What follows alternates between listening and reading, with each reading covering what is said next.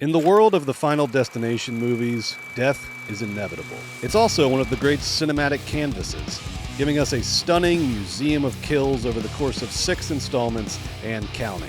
From elaborate Rube Goldberg executions to the swift punchline of stepping in front of a city bus, Final Destination kills are a celebration of horror spectacle that reveal grotesque explosions of gore lurking behind the stuff of everyday life. But some kills are better than others. I'm the Georgia Movie Dawg, and this is the Movies Baby official ranking of the top 10 Final Destination kills. Number 10, Impaled through the eye by a falling fire escape ladder from Final Destination 2.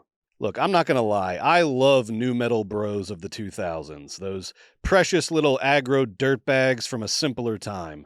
I also love watching them die horribly. This is Evan Lewis. His life has never been better. He won the actual lottery, he narrowly escaped death in a highway crash, his answering machine is blowing up with babes. Let's hook up. He also lives in a state of such single-guy degradation that it will be the death of him, starting with the world's most disgusting mozzarella sticks. Just look at this vile turd, slopping cooking oil all over the stovetop like champagne on a stripper's titties in the jack-off fantasies that kept him warm during his lonely years. And in that sense, who can blame him? Evan is finally winning at life, and he's feeling himself. He's also going to feel a rusty fire escape ladder plunge through his eye socket, as prophesized by the magnets on his fridge, following a series of unfortunate events that include a fallen fridge magnet in his leftover lo mein, a kitchen fire, and a pesky garbage disposal that won't let go of his new watch. It's the most Harmony Korine of the Final Destination kills, and it grows out of the contrast between Evan's grungy apartment and the garish treasures of his newfound wealth. In a way, Evan is a victim of the vicious circle of late-stage capitalism that traded affordable housing for get-rich schemes and fake Rolexes. He is also a victim of his own ego, slipping and falling on the leftover spaghetti that he carelessly tossed into the alley at the beginning of the scene. A soft and squishy and downright vile deathbed for his hairless, toned bro body. R.I.P. Evan. Number 9. The roller coaster crash from Final Destination 3. Final Destination 3 is one of the best installments in the franchise, and it kicks off with a big old premonition kill at a local theme park involving a sick roller coaster that malfunctions mid-ride thanks, in part, to a leering pervert named Frankie Cheeks who drops his Sony Handycam onto the tracks during one of the loop-de-loops because he's trying to get 2 teenage girls seated in front of him to show him their tits, and then everyone dies. Final Destination is at its best when it confirms our worst fears about familiar experiences. We all know in our hearts that roller coasters are barely contained killing machines kept at bay only by the flimsy junk science of theme park engineering. We ignore this because roller coasters are fun and accidents are rare, but they do happen. When I was a kid, people used to die all the time at Six Flags Over Georgia on a roller coaster called the Z-Force. I think. I might be making that up. A kid definitely died at Whitewaters. That was my hometown water park. If only Final Destination 3 had come out a decade or two earlier, these senseless tragedies could have been avoided. Number 8.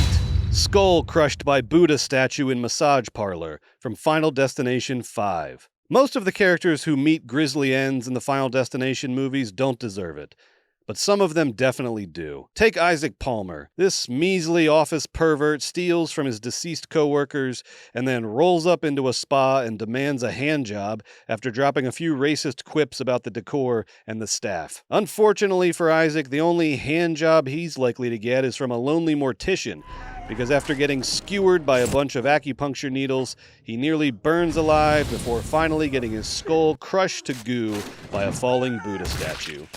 Rest in piss, Isaac Palmer, you scum. Number 7. Crushed by falling glass panel from Final Destination 2. This kill has maybe the most bizarre setup in the entire Final Destination franchise, involving pigeons flying into windows, nitrous oxide, a plastic fish, a leaky aquarium, a very nervous dentist, and a bizarre joke about getting molested by that very nervous dentist. If he gives me the gas and I wake up with my pants unbuttoned, we ain't paying. But none of that causes the demise of little Tim. Well, the pigeons help a little.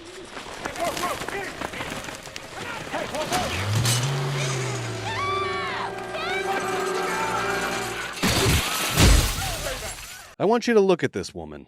Her name is Nora. She carried Tim inside her for 9 months. She gave birth to him.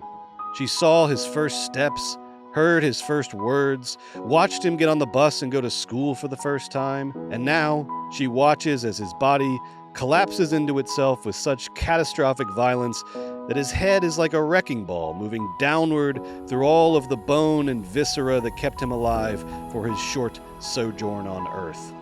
Nora sees this happen, and her only relief from the pain is the elevator that beheads her the very next day, freeing her from the burden of reliving that memory for the rest of her tortured life. Number 6. Intestines sucked out of ass by pool drain from Final Destination 4, The Final Destination. Midway through The Final Destination, local dumb stud Hunt Wynorski is getting his fuck on at the community pool.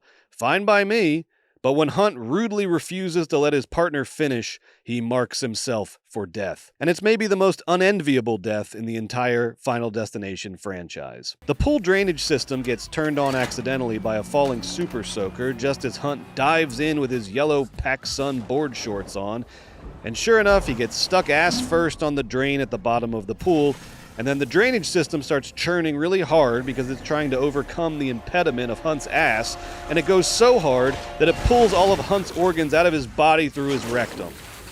And if you're wondering why Final Destination 4 was the first 3D movie in the franchise, this is the reason.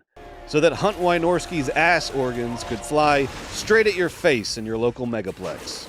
And one last thing, if you find this kill cartoonishly impossible, I recommend that you do not look up suction entrapment on Wikipedia, because apparently this is a real thing that can happen and has happened 36 times in the US between 1985 and 2002. Number 5. The Subway Crash from Final Destination 3. This is an underrated kill in the Final Destination universe because of the way that it twists the kill logic of the franchise in on itself and plays a cruel joke on protagonist Wendy Christensen, played by Mary Elizabeth Winstead in what is probably the best performance in the franchise. Having survived death's carnage in her hometown, Wendy moves to the big city for college, and after 5 months, she's already one of the locals, baby, riding the subway, talking to her city friends about checking out a popular curry restaurant. But then, Wendy starts to see ominous signs and symbols everywhere on the subway, including the number of the train 081 being the inverse of Flight 180, which blew up at the beginning of Final Destination 1. When she sees other survivors from her hometown on the train, including her sister and her best friend's boyfriend, she suspects correctly that she's about to die. Now this in itself is not unusual. Final Destination movies always end with the sudden demise of characters who wrongly assumed that they had defeated death and broken its curse. But in Final Destination 3, there's a twist. The subway crash ends up being a premonition, not an actual event. And in Final Destination, premonitions are typically the thing that keeps you alive. But not this time. When Wendy rushes to get off the subway car, she can't. The train has already left the station, the doors are locked, and in Wendy's terrified expression, highlighted by the ghastly neon blue lights of the subway tunnel, we see something that we've never seen before in a Final Destination movie. A character who knows with 100% certainty that they're about to die, and there's nothing they can do about it. Cut to black, the sound of the subway crashing. Cue Tommy Lee's cover of Love Train over the end credits? Sure, because Final Destination really doesn't give a fuck at the end of the day. Number 4.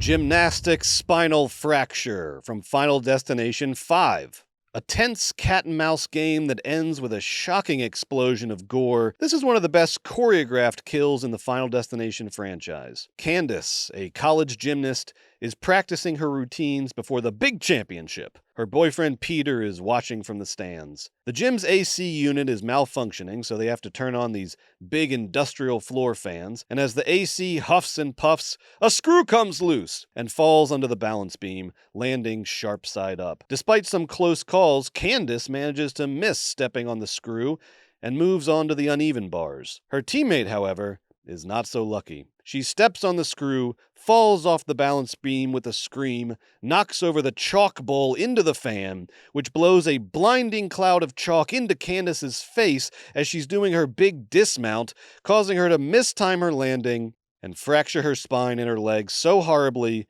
that she looks like a bloody folding chair with bones sticking out of it. I don't know, I think Carrie Strug still would have stuck the landing. Number 3. The Route 23 crash from Final Destination 2. If there's one thing everybody on the face of the earth remembers about the Final Destination movies, it's the log truck. The Route 23 crash is the most influential kill in Final Destination history because it sets the template for every kill that comes after it and almost single-handedly makes a franchising of Final Destination possible. Although Final Destination 1 is a horror classic and has its share of memorable kills, R.I.P. Miss Luton, it's not until the Route 23 crash at the beginning of Final Destination 2 that the game of Final Destination fully emerges. Every element of the Route 23 crash, from the length of the scene, nearly 11 minutes start to finish, to the escalating tension, to the comedy of everyone trying to hide their drugs from the cop car weaving in and out of traffic, to the seemingly unending domino effect of cars exploding and people dying. Every element is designed to set a high bar for every kill that comes after it in the Final Destination franchise, and to send the message that when it comes to Final Destination kills, it's go big or go home, baby. One of the main reasons that people remember the log truck so vividly is that it's shot and edited so well. The bouncing log, the deer in the headlights look on the cop's face, that shot of the log pushing what's left of the cop's head all the way through the back window of the car. It's grotesque and funny in equal measure. It's an all-time great movie moment. Bravo, Final Destination. Take a bow, baby. But we've still got 2 left. Number 2, the Skyview Tower Collapse from Final Destination Bloodlines. The newest installment in the Final Destination franchise, Bloodlines, opens with an absolute masterpiece of a kill that uses every cinematic device at its disposal to create a crescendoing symphony of death that had my audience cheering like they were watching frickin' Hoosiers.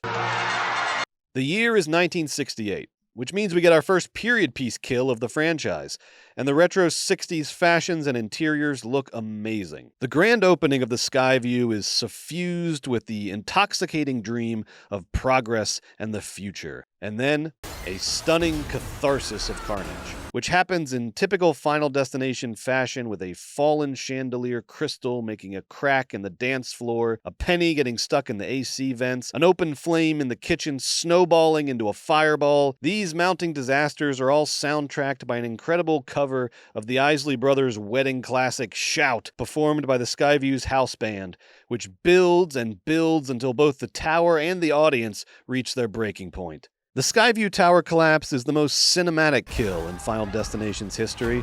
It's a marvel to behold and a nightmare for anyone with a fear of heights. Number 1.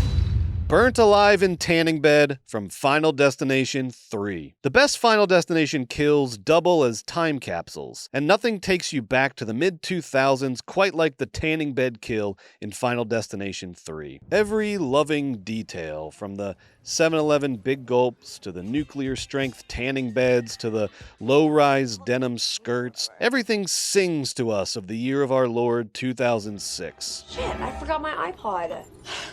Bitch. But the tanning bed kill is more than just a time capsule. It's a love letter to the inevitability of death that combines every trick in the Final Destination playbook to create one of the best scenes in horror movie history. The oozing bottle of sunscreen that fails to keep the back door open, locking out the only person capable of saving them. Leaky liquids, the most common cause of death in Final Destination. The fact that Ashley and Ashlyn are so nonchalantly rocking out to Roller Coaster of Love only a week after several of their classmates died horribly in a roller coaster accident. The gust from the AC that knocks over the coat rack, which knocks over the CD rack, which lodges in between the beds, locking them inside. The burning flesh, the shattered glass, the flames, and then, last but not least, the overhead match cut from the tanning beds to the coffins, as Ashley and Ashlyn's screams fade away into the void. That match cut is truly one of the great match cuts of all time. It is the trash culture equivalent of the match cut in 2001 when the bone turns into the spaceship. It's pure cinema, baby. All hail Final Destination, the greatest horror franchise of the 21st century. I'll see you soon.